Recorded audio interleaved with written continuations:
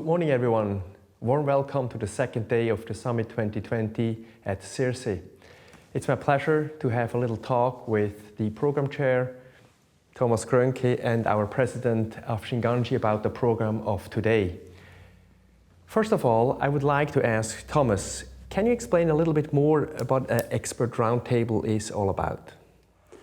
Christopher, the expert roundtable is an important format in this year's program. It has been also present in the last years, but I would like to address it this way. We have some areas of continuous discussion, hot topics, which need some expert input. And the expert roundtable actually is designed to have a short intro leading into the topic, and then experts being available to discuss where is the direction of this new development. Is there are new techniques, are there new approaches, new guidelines, and of course there should be a lot of time to discuss with the participants, with those who are in the audience, and that is, we hope to create a lively atmosphere there. So tell us a little bit more in detail, how can the participants interact with the experts? Well, there's always the time, the possibility to ask questions, to raise their hand and get, by the moderator, get the possibility to ask a question, and the experts pick up these questions and try to discuss this. And I think we have seen that yesterday, that it works pretty well in the I.O. session.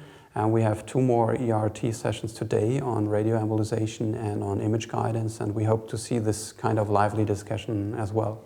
Excellent. That brings me to the next question. Afshin, radioembolization, what can we expect from that ERT session? Chris, thank you for the question. I think ERT is an important session, and we will discuss about radioembolization, which is taking more and more place in interventional oncology, and we will invite different specialty. Means we will have interventional radiologists, gastroenterologists, and surgeons, listening to them what is for them the point to do this, and tell them what is your point of view and indication of radioembol. So the participants will really benefit, for example, for their tumor boards at their own institution. Would you agree with that? Absolutely. In the tumor board, they can bring argument to say when and how we should do it. So they will learn about the strength and the weaknesses of our field, correct? Absolutely, absolutely. That's it. All right. In order to make safe interventions in I.O., the next expert roundtable, Thomas, you mentioned already, is about guidance. I think this is very important. Not always the most expensive one is the best, so I think it is key to do the right guidance for the right procedure, isn't it? Yes, you named it correctly. I mean, we all know that ablation, for example, is a mature technique now, but the question is, what kind of guidance is really necessary? We have different options from ultrasound over cone beam CT, we have interventional MRI, we have CT alone. So what is optimal in what situation, and what is necessary to target the lesion, to ablate the lesion completely? I think we have to open up this discussion on the right form of guidance. Afshin, maybe you are one of the experts on the MR guidance. Can you maybe say something about that as well? I think I can just underline what Thomas said. You don't need the most expensive one. I agree. Even if you have all modalities, you should be safe and efficient. And to be efficient, sometimes you need multimodality, and you need to see the best what you are doing. It means MR in some indications for neuroendocrine tumors, for some liver tumors, you just see with MR, or soft tissue tumors. MR has a real advantages over all the other modalities. Very good. As always, we have a hot topic symposium in the afternoon. Today it's about percutaneous arterial venous fistula creation. I personally think this is a very interesting area in order to really make it more minimal invasive to create an AV fistula for patients needing hemodialysis. My personal experience is with one of the technique, the wavelength, but I think the Eliquis is also a good one. I think the key here is, in my limited experience, but it is key that you choose the right patient, like with many other interventions. Maybe Thomas, can you add a little bit to that, or? Yeah, I think absolutely right. Because in the beginning it was like that this technique was meant to be for those patients who would not be able to be operated on. To be honest, we need a specific indication for that. We need to really discuss what is the optimal patient for this technique. It's not only can we do it for those who are not an optimal candidate for surgery, it must be really defined what is the optimal candidate. And I think this is worth of discussion. Yeah, I think you pointed it out. One of the talks is the anatomical considerations. So I think this will be very important because technically I think it is doable for most experienced IRs, but when and where is key, and I think this session will highlight that.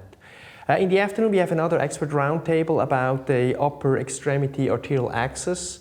I think the dogma of everything has to go transfemoral is fallen. It comes, from the subclavian axis, brachial axis, radial axis, and even snuff box.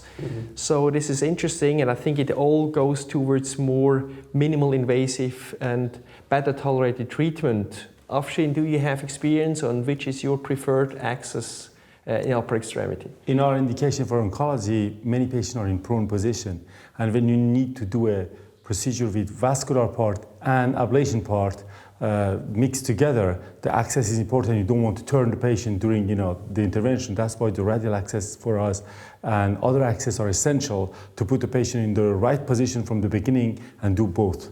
It means there are many indications now to do upper extremities approaches. Thomas, anything you want to add? Well, I think it is also important to say, don't forget the femoral approach. I mean, of course, it has a long tradition and we need to find different ways. I think we really can play around now, and that is the best thing about it. We use it not very often, but we use, for example, transradial axle sometimes for accessing liver anatomy or liver embolization. We do this, of course, for mesenteric stenting and other indications in the mesenteric vasculature. But there are it's getting more and more specific, as Afshin said. If you have a specific setting where you need this by the position of the patient, well, you have to learn this technique. You need to be familiar with it. Okay, so not only one, I see with you both. It needs the whole package. I think this will be interesting, and we have experts from around the world talking about these different approaches.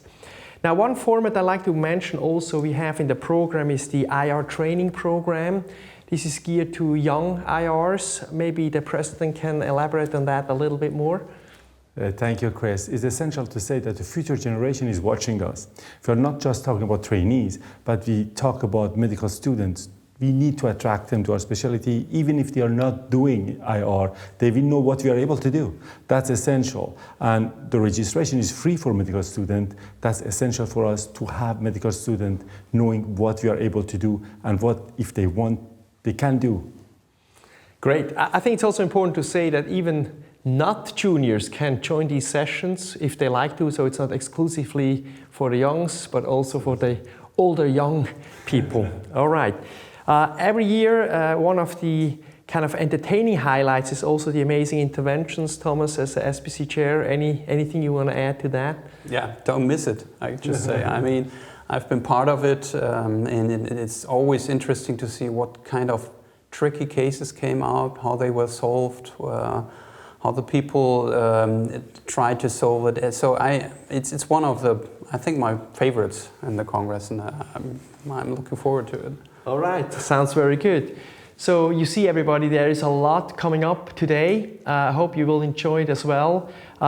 It's not yet 8:30, so I want to remind you that if you want to cover that time, the waiting time, you can look at all the contents from yesterday on demand. And don't forget, at 8:30, the exhibition hall is opening up, so visit it there. There are great things to see there, and also the different companies have put up a great booth, so you can also have some education and information there. Overall, we wish you all a great second day at the summit.